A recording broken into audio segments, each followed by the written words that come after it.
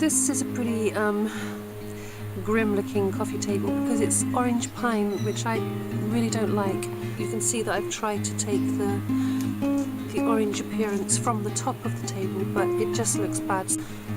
So I'm going to paint the whole thing in French linen. I'm thinking of doing a graphite base. I have some graphite left over from the chairs, so I might do a graphite base and then paint on top with French linen. We'll see how that goes. Okay. Most people don't tend to sand furniture down when they're using chalk paint. I always do. It's just something I do. It feels like it's kind of feels like a rites of passage for the piece. Gets rid of the old energy, and I think it makes the texturing probably a little bit more interesting in the long run. So I always sand first. I don't know whether you can see that, but I've got less than a quarter of a can of paint. And I'm pretty certain that less than a quarter of a can is going to be plenty of paint to paint this entire coffee table with one coat.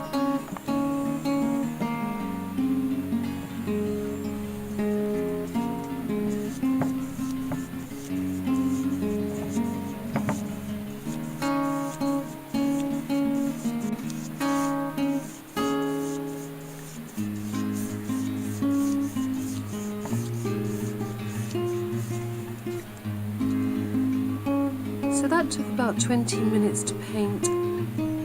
It's about 3 foot by 2 foot, and I've still got some paint left, which is amazing.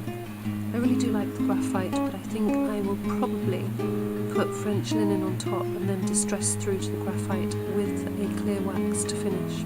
This is the French linen. It's almost finished.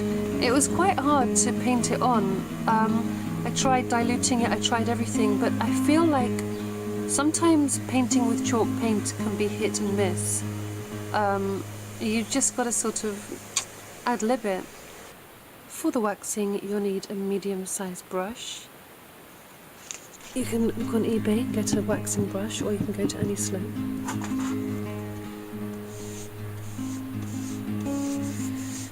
I've already waxed the table, but I'm just showing you how to apply it.